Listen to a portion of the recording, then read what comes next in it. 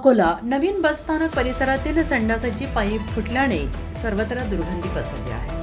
Reporter Ganesh Wadekar, bureau chief, Chanakya news, channel India.